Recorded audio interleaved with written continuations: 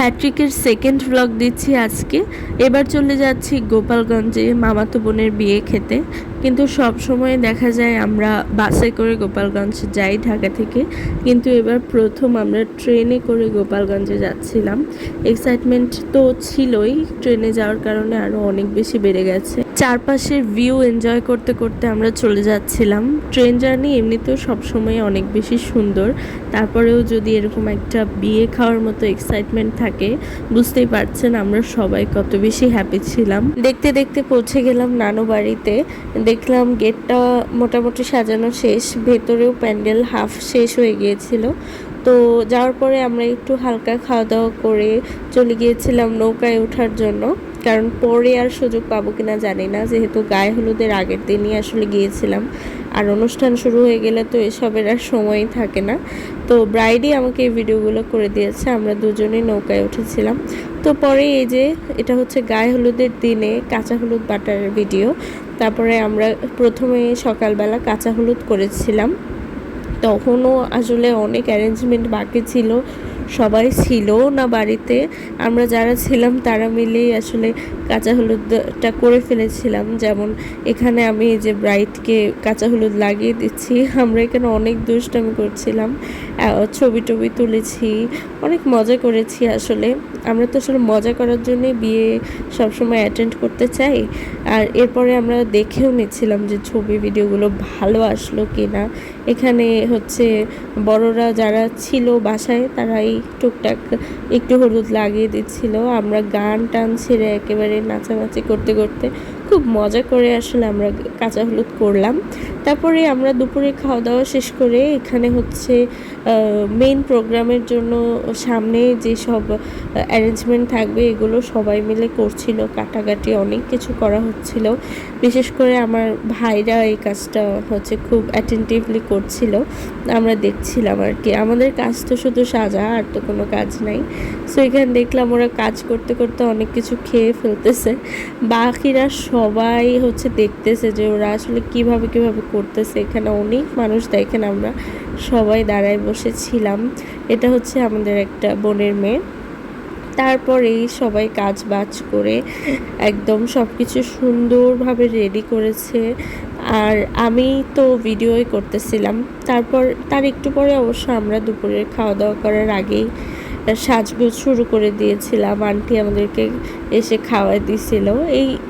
এই সাজগোজ শেষ করতে করতেই আমাদের বিকাল হয়ে গেছে, কিন্তু এত বৃষ্টি হচ্ছিল যে আমরা আমাদের মেন প্রোগ্রাম সময় মতো শুরুই করতে পারি নাই। এখানে আমরা সবাই একদম বিরক্ত হয়ে দাঁড়াইছিলাম যে ছবি তোলা হয়েছে কিন্তু মেন প্রোগ্রামটা শুরু করতে পারছিলাম না। তো মেন প্রোগ্রাম শুরু করতে করতে রাত 10টা বেজে গেছে। তারপরেও নেভার মাইন্ড, আমরা 10টা থেকে 2টা পর্যন্ত ইচ্ছা মতো নাচাগানা করেছি। এখানে হচ্ছে ব্রাইডের এন্ট্রি হচ্ছিল, এখানে গান টান সবই ছিল, কিন্তু আমি আপনাদেরকে দেখানোর জন্য আসলে সব কিছু রিমুভ করে কথা দিয়ে দিচ্ছি। তারপরে এখানে আমরা সামনে যেসব থাকবে যে অ্যারেঞ্জমেন্ট, ওই যে আমাদের ভাইয়ারা রেডি করেছিল খুব কষ্ট করে, আমরা সবাই এখানে এটা নিয়ে আসছিলাম, একদম প্রপার এন্ট্রি যাকে বলে। একদম আমরা সবাই মিলে খুব সুন্দর করে একদম নিয়ে আসলাম। সব কিছু নিয়ে আসার পরেই হচ্ছে একে একে সবাই খাওয়ানো শুরু করেছে। তার আগে আপনারা দেখে নেন আমাদের কী কী অ্যারেঞ্জমেন্ট ছিল। এখানে মোটামুটি যা যা দরকার সব কিছুই ছিল, কেক, ফল, চকলেট, মিষ্টি থেকে শুরু করে হলুদ, আনারসটা আমার খুবই ভালো লেগেছে। মানে ওরা এত ক্রিয়েটিভিটি কীভাবে অ্যাপ্লাই করলো আই ডোন্ট নো, খুব সুন্দর করে সাজিয়েছে। ব্রাইডও মোটামুটি ভালো রকমই হ্যাপি ছিল, কিন্তু একটু ঝামেলা হয়ে গেছে যখন আসলে ওর আব্বু আম্মু ওকে হলুদ দিতে আসছে, ও একদম কান্নাকাটি করে অবস্থা খারাপ। তারপরে আবার ঠিক হয়ে গিয়েছিল বাকি যা দেওয়ার সময়। আসলে এই সময় তো মেয়েরা একটু ইমোশনাল হয়েই যাবে, এটা খুবই স্বাভাবিক একটা ব্যাপার। তো এখানে আবারও ঠিকঠাক করে একটু বসলো যাতে ভিডিওটা ভালো হয়, তার জন্য ওকে অনেক ধন্যবাদ। তো যেটার কথা বলছিলাম যে মামা মামি আসাতেও একটু ইমোশনাল হয়ে গিয়েছিল। দেখেন আপনারা, ও কান্নাকাটি করে অলরেডি স্টার্ট করে দিয়েছিল। তারপর আমরা একটু বকাঝকা দিলাম যে এই মেকআপ নষ্ট হয়ে যাবে বলে, আস্তে আস্তে সব কিছু ঠিক হয়ে গেল। এরপরে তো সবাই খাওয়ালো। এখানে সবার খাওয়ানোর ভিডিও আসলে অ্যাড করা হয় নাই, তাহলে ভিডিও অনেক বড় হয়ে যাবে, কিন্তু সবাই খাইয়েছে। এটা হচ্ছে আমার ছোট মামার ছোট মামি, মানে ওর ছোট চাচা, ও যেহেতু আমার মামাতো বোন। আর এখানে আমি আর আমার কাজিন আমরা দুজন উঠে ওর সাথে গল্প করতেছিলাম, খাওয়ানো বাদ দিয়ে অনেক দুষ্টুমি করলাম আমরা অনেকক্ষণ ধরে। তারপরে একটু গায়ে হলুদের মেন পার্ট স্টার্ট হয়ে গেল, মানে একদম যেটা সবচেয়ে বেশি ইম্পর্টেন্ট, নাচানাচি। আমরা অনেক নাচানাচি করলাম, অনেক মজা করলাম ভাই বোনেরা মিলে। আমাদের অনেক কষ্ট হয়ে গিয়েছিল সারাদিন শাড়ি পরে থাকা, কারেন্ট ছিল না, পরে জেনারেটর এনে নাচানাচি করা, বাট আমরা অনেক বেশি এনজয় করেছি। আমরা অনেক নাচানাচি করেছি এবং অনেক প্ল্যান ওয়াইজ না হলেও সব কিছু আমরা করতে পেরেছি। একটু দেরি হয়ে গেছে, খাওয়া দাওয়া করতেও একটু দেরি হয়ে গেছে, বাট ইটস ওকে, যেহেতু মানে একটা অনুষ্ঠান। এটা হচ্ছে বিয়ের দিন সকালবেলা, এটা ব্রাইডের ভাই খাচ্ছে, আপনারা দেখেন। আমরা সবাই সকালবেলা বেসিক খাওয়া দাওয়া করে তারপরে রেডি হয়ে গিয়েছিলাম। এটা আমার আরেকটা কাজিন, ও আমার খালাতো বোন, আর এটা হচ্ছে আমি। আমরা একটু ঢং করে ফেললাম সাজুগুজু করে।